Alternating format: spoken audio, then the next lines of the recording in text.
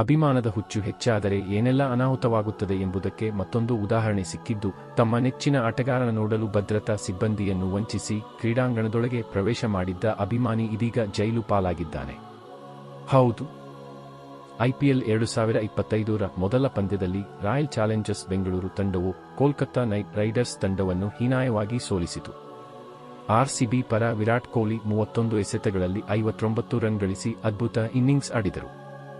ಇದೇ ಪಂದ್ಯದಲ್ಲಿ ವಿರಾಟ್ ಕೊಹ್ಲಿ ಅಭಿಮಾನಿಯೋರ್ವ ಕ್ರೀಡಾಂಗಣದೊಳಗೆ ನುಗ್ಗಿ ಕೆಲಕಾಲ ಆತಂಕ ಮೂಡಿಸಿದ್ದ, ಭದ್ರತಾ ಸಿಬ್ಬಂದಿಗೆ ಚಳ್ಳೆಹಣ್ಣು ತಿನ್ನಿಸಿದ ಅಭಿಮಾನಿ.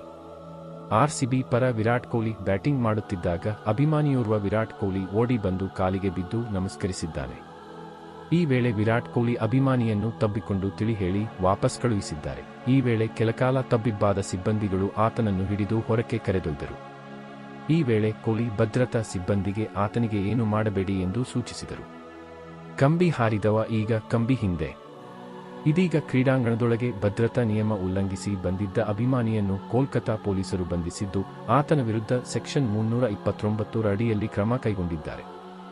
ಅಂದಹಾಗೆ ಈ ಪಂದ್ಯದಲ್ಲಿ ಮೊದಲು ಬ್ಯಾಟಿಂಗ್ ಮಾಡಿದ ಕೋಲ್ಕತ್ತಾ ನೈಟ್ ರೈಡರ್ಸ್ ತಂಡ 175 ರನ್ ಪೇರಿಸಿತು. ಈ ಗುರಿ ಬೆನ್ನಟ್ಟಿದ ಆರ್ಸಿಬಿ ಪರ ವಿರಾಟ್ ಕೊಹ್ಲಿ ಮತ್ತು ಫಿಲ್ ಸಾಲ್ಟ್ ಅದ್ಭುತವಾಗಿ ಬ್ಯಾಟಿಂಗ್ ಮಾಡಿ ಮೊದಲ ವಿಕೆಟ್ಗೆ 95 ರನ್ಗಳ ಜೊತೆಯಾಟ ಆಡಿದರು. ಸಾಲ್ಟ್ ಔಟಾದ ನಂತರವೂ ಆಟ ಮುಂದುವರೆಸಿದ ಕೊಹ್ಲಿ ಕೊನೆಯವರೆಗೂ ಇದ್ದು 36 ಎಸೆತಗಳಲ್ಲಿ 163 ಸ್ಟ್ರೈಕ್ ರೇಟ್ನಲ್ಲಿ ಅಜೇಯ 59 ರನ್ ಗಳಿಸಿ ಇನ್ನೂ 22 ಎಸೆತಗಳು ಬಾಕಿ ಇರುವಾಗಲೇ ತಂಡವನ್ನು ಗೆಲುವಿನತ್ತ ಕೊಂಡೊಯ್ದರು. ನೀವು ವಿರಾಟ್ ಕೊಹ್ಲಿ ಅಭಿಮಾನಿಗಳಾದರೆ ಈ ವಿಡಿಯೋಗೆ ಒಂದು ಲೈಕ್ ಕೊಡಿ.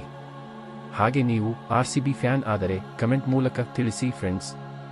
ಹಾಗೆ ಈ ವಿಡಿಯೋ ನಿಮಗೆ ಇಷ್ಟವಾದರೆ ಸಬ್ಸ್ಕ್ರೈಬ್ ಮಾಡಿಕೊಳ್ಳಿ. ಮುಂದಿನ ವಿಡಿಯೋದಲ್ಲಿ ಸಿಗ್ತೀನಿ ಫ್ರೆಂಡ್. ಟೇಕ್ ಕೇರ್, ಬಾಯ್ ಬಾಯ್.